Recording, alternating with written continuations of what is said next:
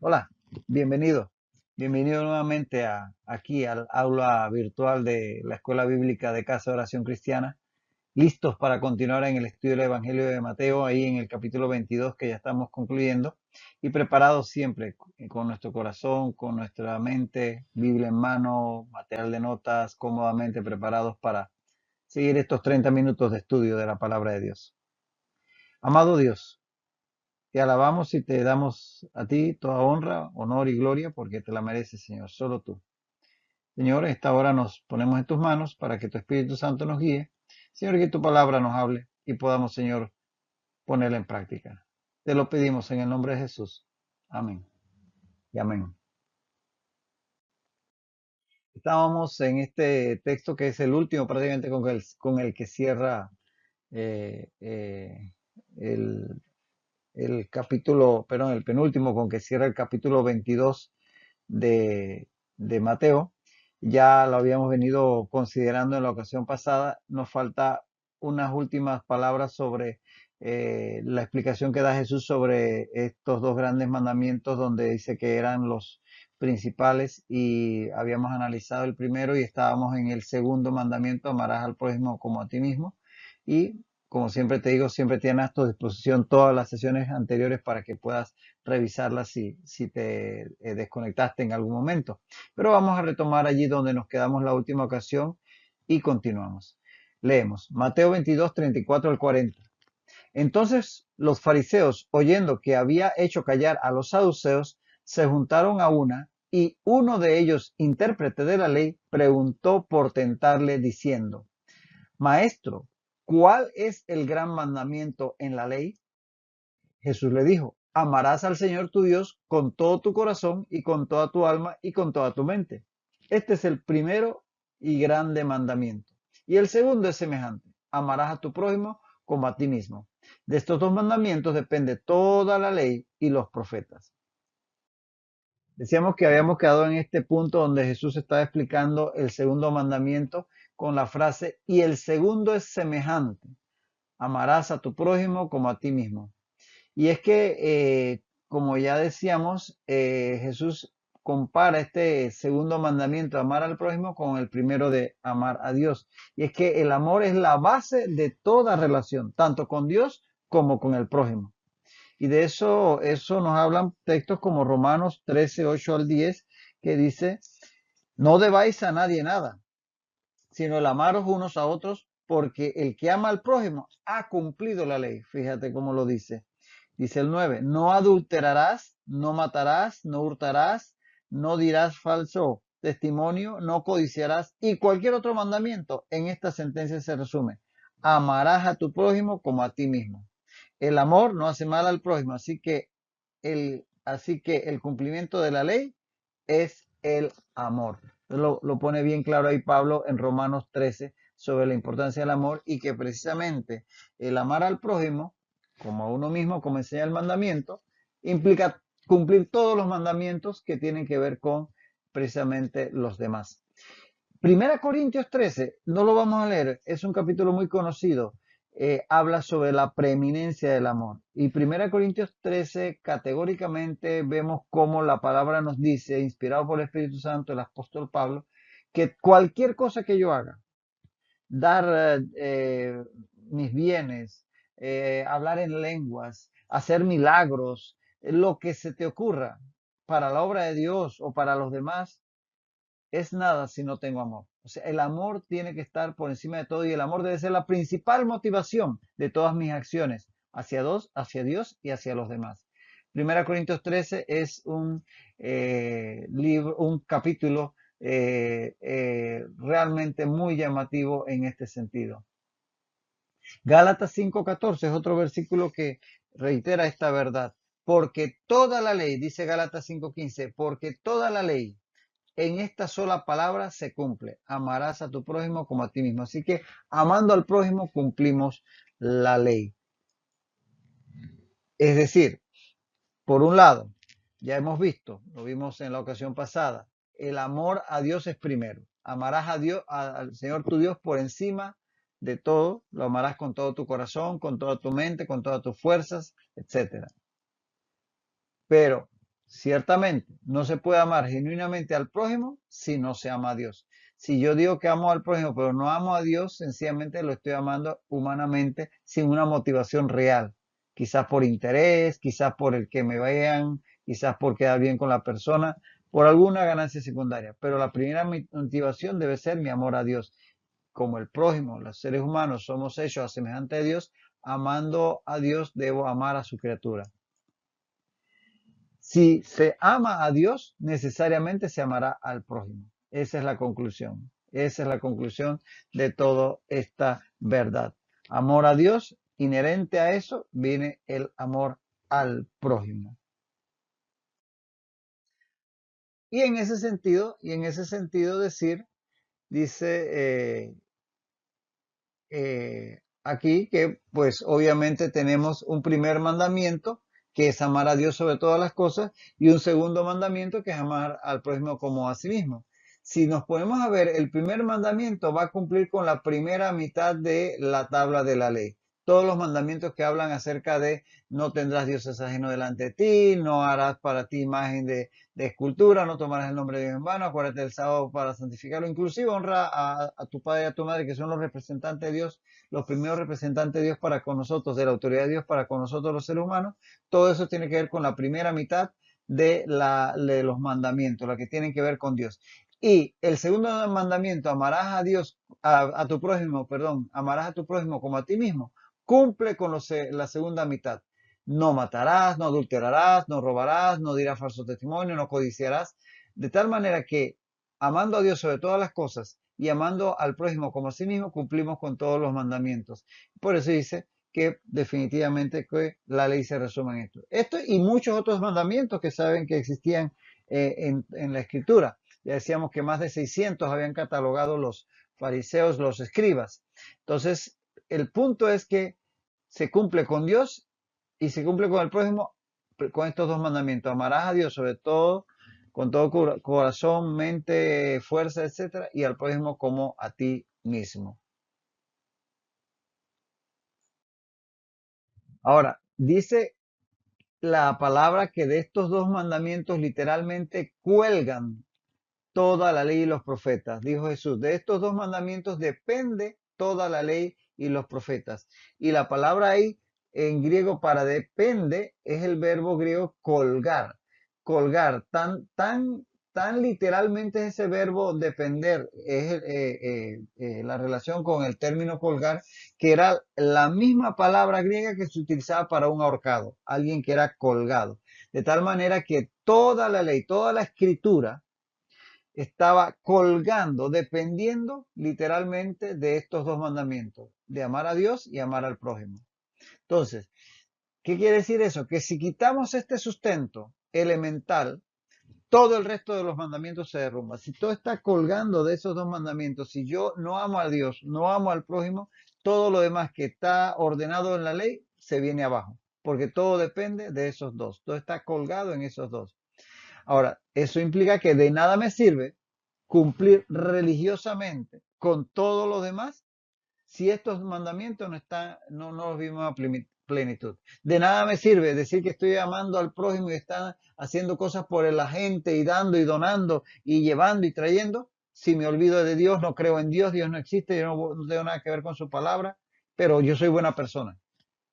Pero si no tengo una relación con Dios, todo lo demás es esfuerzo humano, que no está mal que lo hagamos, pero debe ser hecho sobre una genuina base. Y por otro lado, estar haciendo las cosas en la iglesia y buscando supuestamente cumplir con los ritos y los mandamientos, pero no amo al prójimo que es hecho a imagen y semejanza de Dios, tampoco, es simple religión.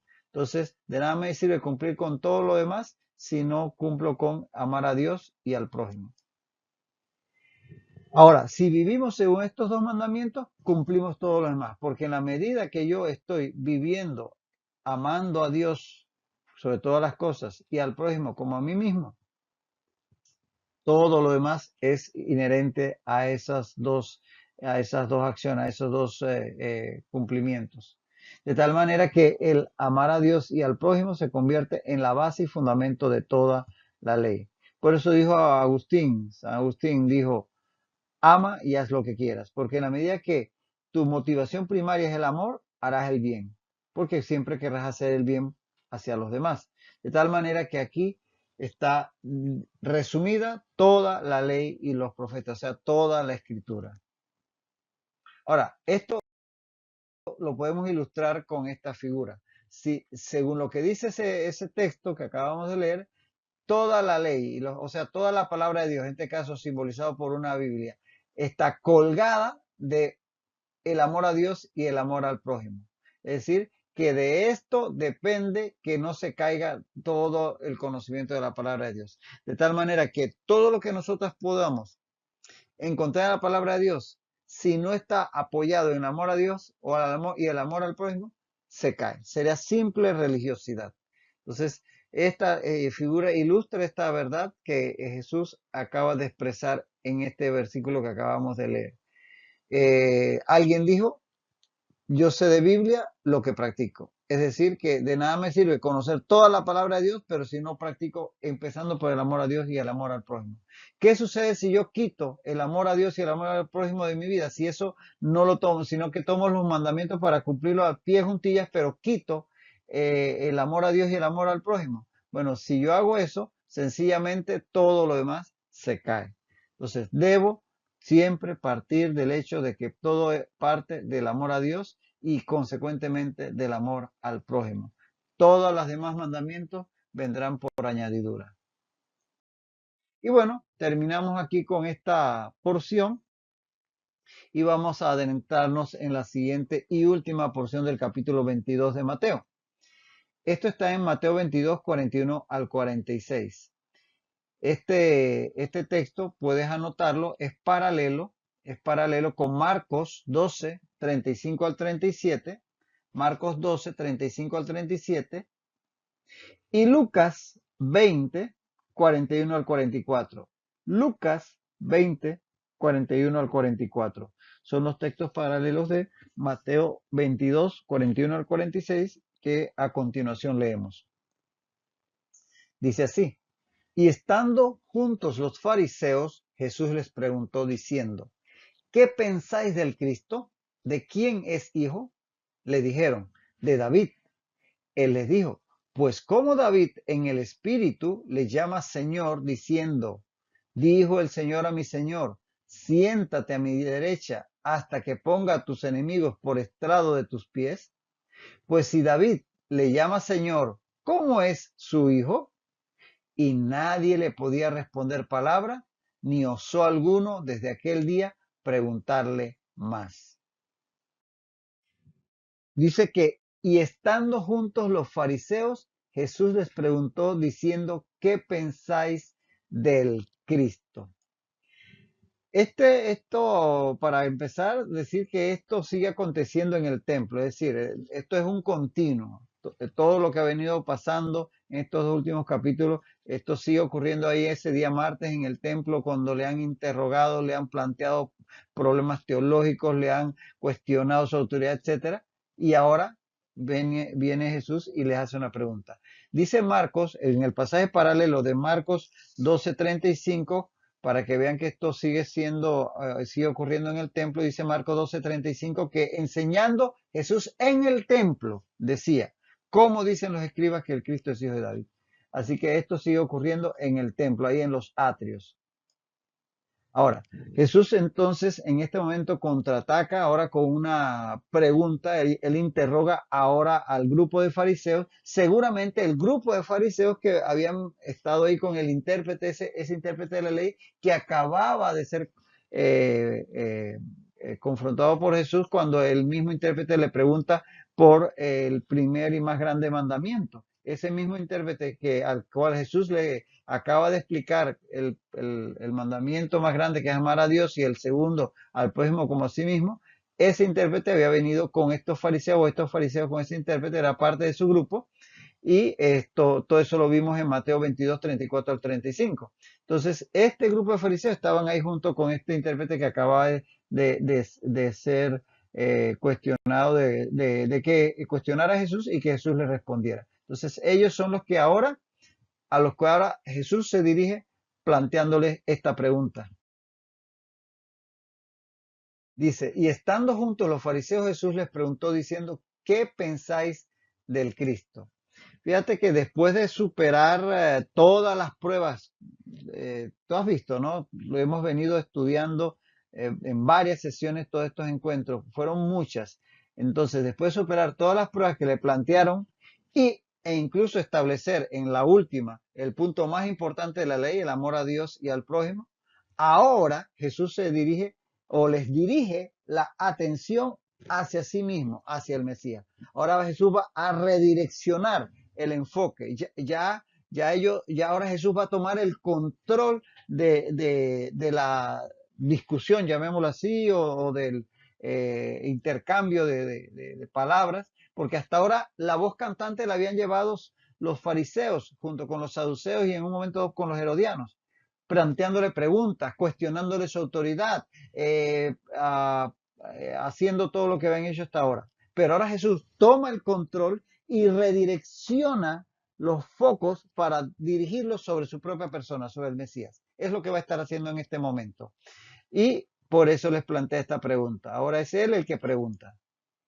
Él lo hace hablando, fíjate, lo hace, si lees el texto, en tercera persona, para evitar los prejuicios de ellos contra él y que afectarían su respuesta, porque él les dijo, ¿qué pensáis del Cristo? O sea, no les digo, ¿qué piensan de mí que soy el Mesías? No, les dijo, ¿qué piensan del Cristo? Porque si les viene con la pregunta directamente, ¿qué piensan de mí? Va a causar en ellos una reacción porque él evidentemente sabía que ellos lo rechazaban, pero ahora él les quiere plantear una pregunta teológica ciertamente que va a causar definitivamente un tremendo impacto y que les va de alguna manera a los que quieren verlo, abrir los ojos acerca de la persona del Mesías que era él mismo. Va a ser muy interesante la pregunta y la conclusión de la misma. Ahora bien, aquí Cristo en griego definitivamente, cuando él dice del Cristo, la palabra griega la palabra griega Cristo es Mesías.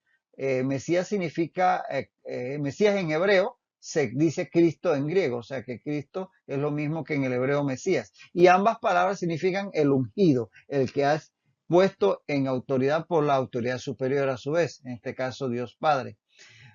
Ahora bien, esta pregunta de Jesús a los fariseos, todos somos llamados a responderla. ¿Qué pensamos de Jesús? ¿Qué pensamos de el Cristo? ¿Quién es Jesús? ¿Quién es Jesucristo para mí? Como le hizo la pregunta a Jesús ciertamente a los apóstoles, allá recuerdas cuando en el ministerio en Cesarea de Filipo les planteó esa pregunta y Pedro acertadamente contestó, tú eres Cristo, el Hijo del Dios viviente. Pero todos individualmente, de forma personal, porque lo hemos dicho ya más de una ocasión, Dios es personal y nuestra relación con Él es personal. Cada uno tiene que en su corazón decidir qué es Jesús para mí, qué es Jesús para ti, qué pensamos del Cristo. Y obviamente la respuesta correcta, Jesús es el Señor. Jesús es Dios hecho hombre, es el Salvador, es el Redentor. Bueno, él estaba prácticamente planteando ese tipo de preguntas a estos fariseos. Dice, ¿qué pensáis del Cristo? Ahora, una advertencia. No todos los fariseos y los demás líderes religiosos eran malos o rechazaban a Jesús. No todos estaban del lado contrario. Hubo entre los fariseos y entre los demás líderes religiosos personas que siguieron a Jesús al final.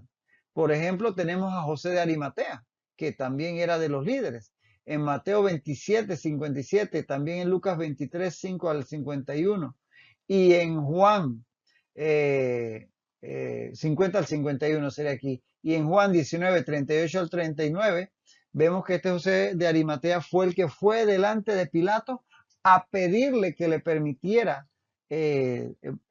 tomar el cuerpo de Jesús para darle sepultura. Y Pilato se lo concedió. Y era un líder, era un hombre prominente en Israel. ¿Y qué decir de Nicodemo? También un principal era maestro, le dice Jesús, tú eres maestro en Israel. Eso lo recordará, está en Juan 3, 1 al 2, por ejemplo, donde vemos que ah, este maestro de Israel se reúne con Jesús de noche y el Señor le habla de la revelación de nacer de nuevo. Entonces vemos que no todos los fariseos, no todos los escribas, no todos, de hecho en el libro de los Hechos se menciona que hubo fariseos entre los que aceptaron al Señor Jesús. Quizás no hayan sido muchos, obviamente no fue la mayoría, pero sí los hubo. O sea que no, el hecho de que fueran fariseos no quiere decir que ya estaban descartados. Es decir, el hecho de que una persona esté rechazando a Jesús hoy no quiere decir que el día de mañana no se convierta. Pablo era fariseo, de los de hueso colorado, como dicen, y él mismo lo confiesa, pero él tuvo la revelación y fue fiel a esa revelación del Señor Jesús. De tal manera que aunque puede influir, definitivamente que influye, ser parte de un mal grupo no te hace malo. ¿Eres tú el que eres o no lo eres? La gente no puede decidir por ti rechazar a Jesús. Lo mismo, ser parte de un buen grupo no te hace bueno. El que tú asistas a una iglesia no te hace salvo. Es tu fe personal en Jesucristo la que te hace salvo. El que hayas nacido y crecido en una familia cristiana, eso no te hace salvo. Tienes tú que tomar tu decisión personal por Jesucristo. Entonces, ni estar en un ambiente negativo, tantas personas que han salido de barrios marginales y de zonas rojas y son hombres de bien, mujeres de bien, exitosos, ni tampoco crecer en la iglesia, ni ser una persona proveniente de una familia de bien, etcétera, te garantiza que vas a ser una buena persona o incluso que vas a ser un creyente el día de mañana. Cada persona toma su decisión. El ambiente influye, no lo olvidemos, el ambiente influye, pero es cada uno quien toma su decisión. Los demás no lo hacen por mí y tampoco debo caer en culpar a los demás de mi destino. Cada persona toma sus decisiones. Obvio que, como insisto, debemos, sobre todo los que somos padres, tratar de procurar el mejor ambiente para nuestros hijos, pero ellos tomarán su propia decisión. Ahora, la pregunta, ¿de quién? Jesús les pregunta, ¿de quién es hijo? Les recuerden que le estaba preguntando del Cristo, o sea, del Mesías. ¿De quién es hijo? Y ellos enseguida le contestaron. Fíjate que no se fueron a consultar a un lado, a discutir entre ellos, a revisar la escritura. Estaban claritos. Es descendiente de David. Ellos enseguida contestaron. Y es que estaba escrito que el Mesías sería hijo, o sea, descendiente, obviamente no hijo directo, pero descendiente de David. Eso es lo que quería decir el término hijo de David. Por ejemplo, tenemos en segundo de Samuel 7, 12 al 13. Segundo de Samuel 7, 12 al 13. Cuando tus días sean cumplidos, le dice Dios a David, cuando tus días sean cumplidos, levantaré después de ti a uno de tu linaje, el cual procederá de tus entrañas, y afirmaré su reino. Él edificará casa a mi nombre, y yo afirmaré para siempre el trono de su reino. Lo dice segundo de Samuel 7, 12 al 13.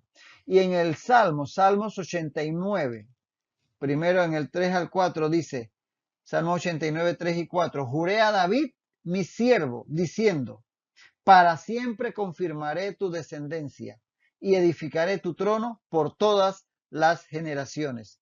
Y luego en el verso 29 de ese mismo Salmo 89 dice, pondré su descendencia para siempre y su trono como todos los días de los cielos, o sea, para siempre, eternamente.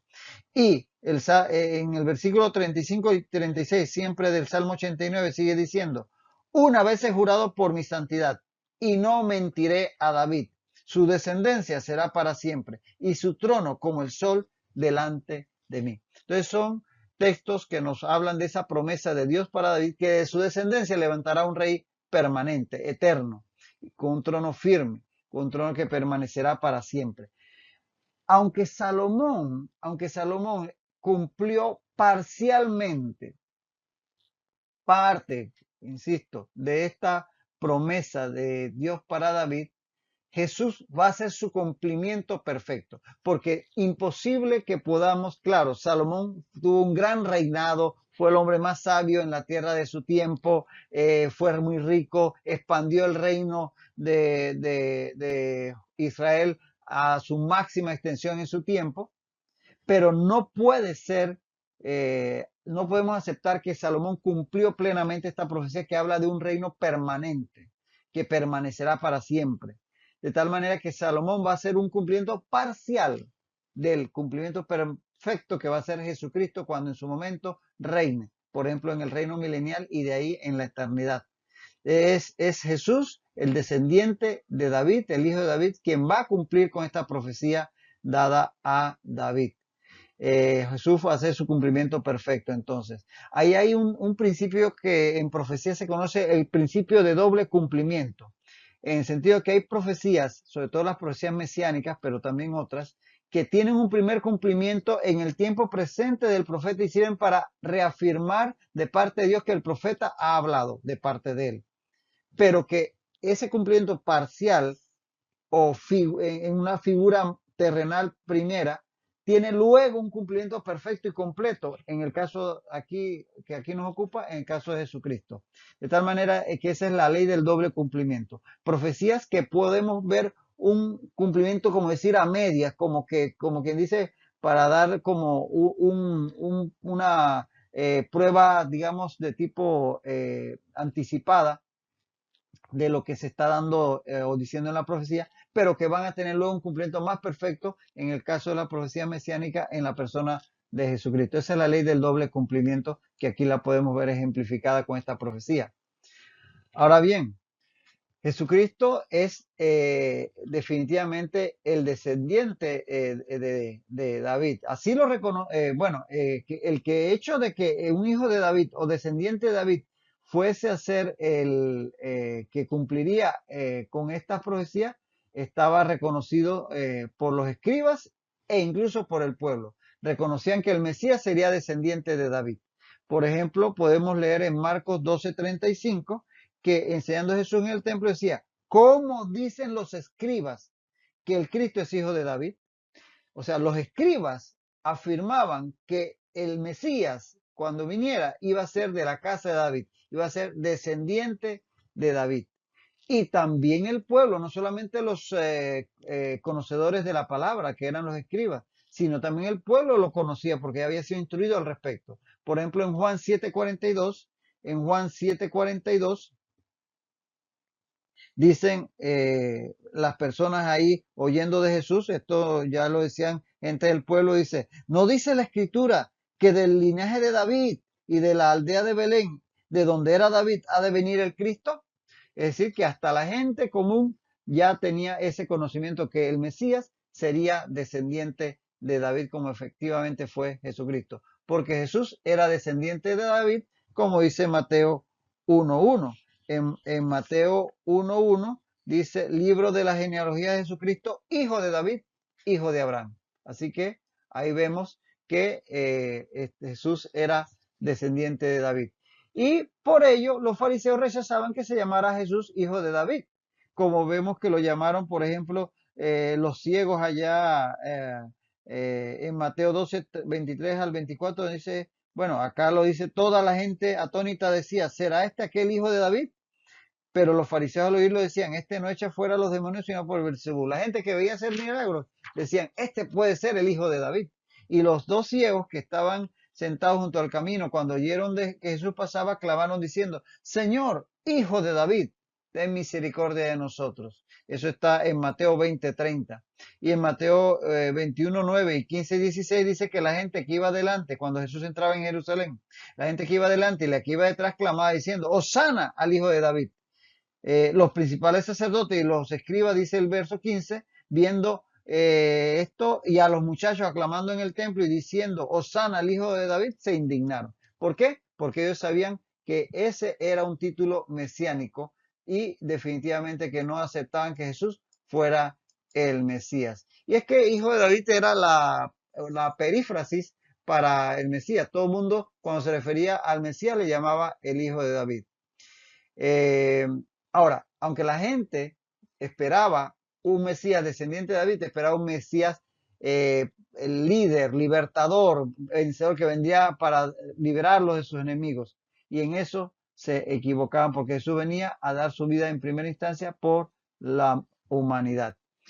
Nos vamos a detener aquí y aquí vamos a continuar en la próxima ocasión. Hasta entonces, que el Señor te bendiga ricamente.